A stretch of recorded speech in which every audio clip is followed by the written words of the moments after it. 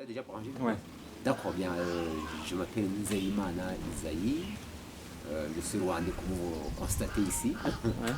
Ouais. Je suis né à Butare. Butare, c'est une des villes du Rwanda, qui était connue comme la deuxième ville du pays. Je suis né tout près de la frontière du Rwanda au Burundi en 1964. Bien, j'ai fait mes études primaires là, dans le coin, dans mon village. Les écoles secondaires, c'était double. Je les ai fait d'abord ici à Butare, dans un groupe scolaire. Après, je les ai terminés à Kabgaï, c'était dans un petit séminaire. Oui, j'enchaîne comme ça d'une manière directe. C'est qu'après, je voudrais être prêtre. Juste un sentiment positif envers la vie religieuse. Je me suis engagé dans une congrégation religieuse appelée les Pères Palotins. Et c'est de cette façon que je suis allé au grand séminaire. Ils m'ont envoyé un grand séminaire, mais d'abord j'ai fait tout le circuit de formation religieuse, noviciat, postulat, noviciat. Après, je suis allé au grand séminaire. Le grand séminaire, c'était à Yaoundé, au Cameroun. Ah oui. C'était en 1990. Bien, là, j'ai fait 3 ans de philosophie. Et après, ça a tourné autrement. Je n'ai pas voulu continuer à la vocation de prêtrise. J'ai changé d'avis, je me suis engagé à l'université de Yaoundé. À l'époque, ça s'appelait Yaoundé 1. Qu'est-ce qui a provoqué ce changement? Le changement, il y a le côté, il y a le côté, je sais pas quoi, il y a le côté extérieur et le côté intérieur. Le côté extérieur, je ne sais pas, le côté extérieur, je voudrais en fait continuer la philosophie. En fait, je me sentais très à l'aise en philosophie et j'ai sollicité à ce que je t'aimais d'abord la philosophie, que je revienne en théorie. Parce que après 3 ans de philosophie, nous devrions continuer avec la théologie. Et ils ont refusé. En hésitant, en fait, la vie religieuse s'est passée aussi une vocation très difficile. À mon avis, c'était une vocation très difficile. Je sentais un peu un excès de liberté, un excès de liberté qui ne va pas trop souvent avec le contrôle de la vie monastique. Bien, liberté, quand je dis liberté, c'est cette liberté intérieure, mais aussi extérieure. Je ne me sentais pas très à l'aise avec cette façon de contrôle jusqu'au fort interne de chacun, de quelqu'un, de moi-même. Ça coïncide avec justement ce phénomène extérieur. Et c'est de cette façon que j'ai eu le courage. C'est vraiment le courage parce que pour quitter ces endroits où il fait toujours beau vivre, économiquement, financièrement, c'est un encadrement très efficace. C'est pas très facile, c'est vraiment une rupture. Oui, j'ai osé cette rupture. Je me suis fait inscrire. Mais tu n'as pas perdu la foi. Ah, c'est très intéressant. En fait, sais pas, je n'avais rien à faire. En fait, je n'avais aucun problème avec la foi. Avec toute la spiritualité. En fait, heureusement que toute ma naissance, ma jeunesse a été encadrée toujours par cet environnement religieux. Même la philosophie que j'ai eue, j'ai eu une bonne occasion d'étudier une philosophie beaucoup plus ouverte à la foi. Oui, j'ai gardé la foi. J'ai gardé la foi. Pas seulement, c'est pas même la foi, mais aussi la piété. La piété vers l'Église, envers les grandes personnes de l'Église. Je ne sais pas s'il faut les appeler des personnes ou des divinités. Dieu, Tout-Puissant, Jésus-Christ, le Saint-Esprit, la Vierge Marie. Oui, je sens une certaine piété envers ça. Ouais. Oui, ces personnes sacrées. Et comment tu définis cette piété?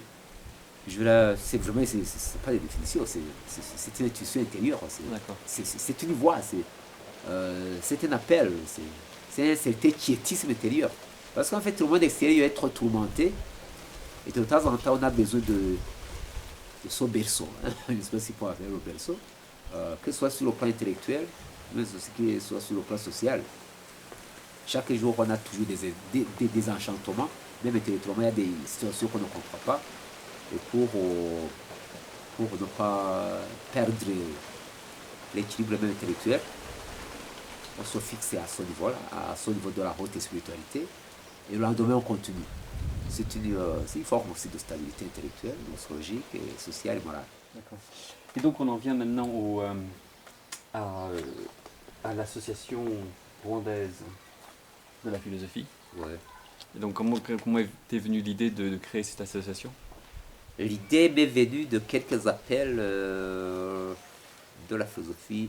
Chaque année, les Nations Unies organisent, les Nations Unies ont institué une journée mondiale de philosophie et demandent à ce que chaque pays puisse s'organiser chez soi, compte tenu justement de ces problèmes, des problèmes spécifiques à chaque pays. Bien, ça c'est une chose. La deuxième chose, c'est que j'aime dire que les philosophes sont des races, sont des espèces en voie de disparition. Je me demandais, est-ce qu'on peut conquérir un espace public de discussion, de débat? Oui. Est-ce qu'on peut nous créer encore cet espace? Parce qu'en fait, oui, je reviens à ce monde des modèles. Ce monde des modèles donne de plus la parole au journalisme, à la politique, à l'économique, aux armes. C'est ça. Est-ce qu'on peut encore donner la parole à la philosophie? Bien, c'est dans ce souci justement. Comment est-ce que la philosophie peut-elle continuer à habiter son monde extérieur? Et justement, avec cette idée, j'ai voulu créer un cadre public où on peut penser la philosophie. Un cadre public, c'est dans ce moment que j'ai créé cette association rwandaise pour la philosophie, pour ne pas être philosophe isolé quelque part, mais plutôt un cadre public d'expression. Nous l'organisons, c'est intéressant. Chaque fois que nous l'organisons, nous invitons les personnes, c'est pas quoi les personnes intéressées par la philosophie, mais de créer aussi des émissions à la radio, à la télévision, c'est pas quoi. Ça nous permet justement de nous ouvrir au monde, de proposer quelque chose, c'est pas quoi, sur le monde extérieur. Et donc c'est dans ce cadre-là que tu fais le café de philosophie à Kigali tous les mois?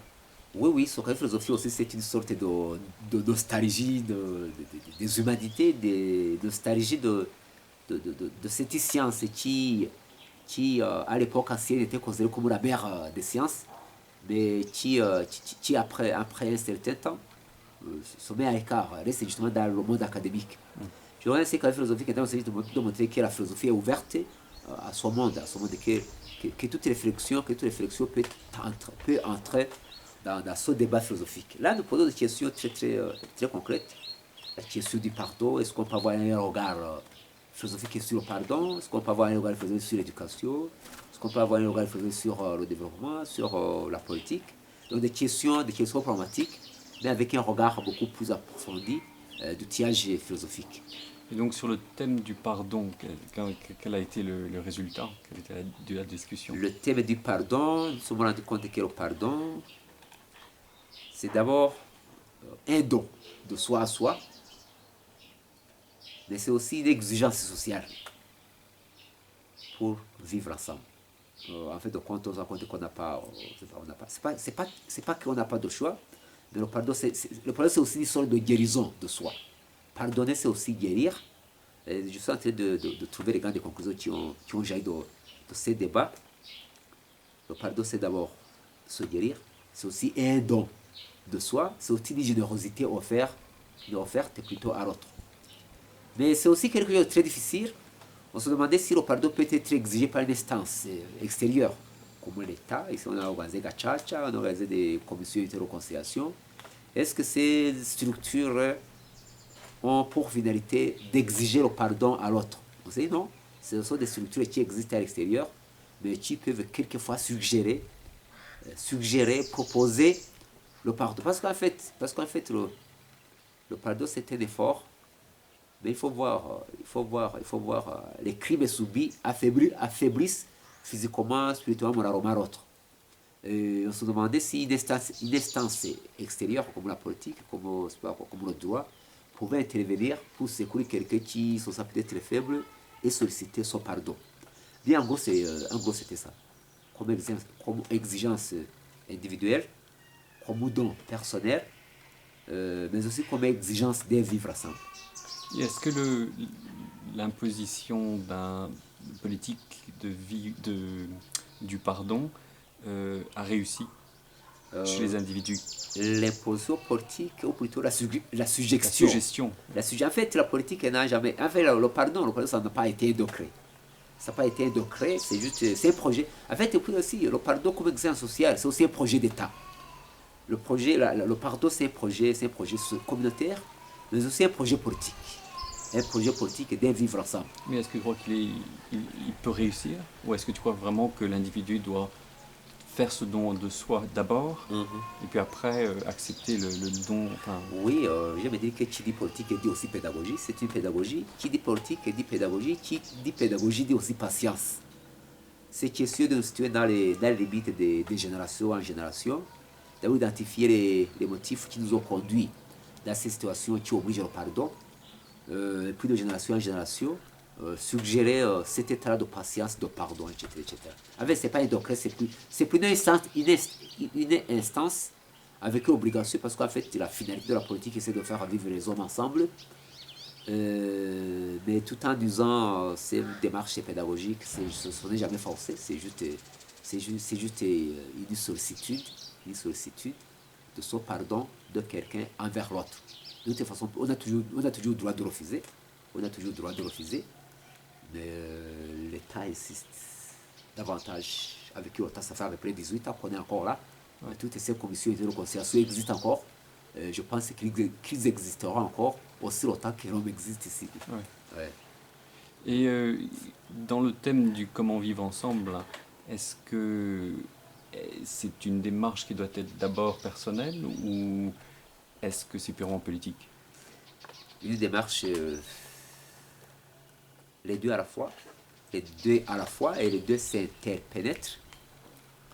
Le politique en fait est présent, partout présent. Mais si on pouvait peut-être faire des démarches analytiques, c'est d'abord personnel, affaire personnelle. En fait, en apparence, on pense que lorsqu'on voit le coupable et la victime, on peut avoir l'impression comme quoi sont antagonistes. Extrêmement, ils sont opposés. Mais en réalité, en fait, ils ont quelque chose de commun. J'appelle ça le secret. La victime a le secret d'avoir été victime jusque-là, d'avoir subi le mal jusqu'à son degré. En fait, c'est dommage, parce que c'est dommage. Le mal subi fait en même temps honte. C'est ce que j'appelle cet état de secret. Mais du côté du coupable, c'est aussi cet état. Comment est-ce qu'il a pu oser le mal jusque-là?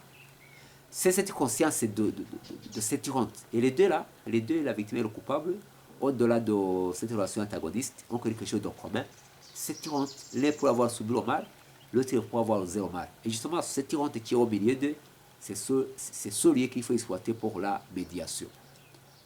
Sous l'aspect aussi trop négatif, c'est que le coupable est toujours guetté par l'instinct d'extermination. En fait, le visage de l'autre me fait honte. Le visage du coupable me fait toujours honte. Me rappellera sans cesse ma criminalité. Et me renvoie sans cesse à tout ce qu'on appelle négationnisme. Mais de l'autre côté du coupable, le visage du coupable rappelle toujours constamment au coupable, à la victime, la honte d'avoir subi le mal jusque-là. Les deux sont guettés de deux côtés, négativement. Le coupable guetté par l'instinct d'extermination, de négationnisme, et le coupable guetté par justement cette volonté aveugle de vengeance. Mais les deux extrêmes, les deux bouts permettent un champ de rencontre. Et le pardon se joue d'abord là. Bien, si je reviens peut-être à l'expérience que nous avons vécue ici au Rwanda, nous avons aussi connu quelques instances. Les religions, oui, aidant, parce qu'en fait, la religion se situe aussi au milieu, la religion se situe aussi au milieu entre le coupable et la victime. Les arts, la danse et la musique se situent aussi entre là. En fait, la religion et les arts sont des langages universels de dire l'indicible. Et ce sont en fait des lieux de rencontre.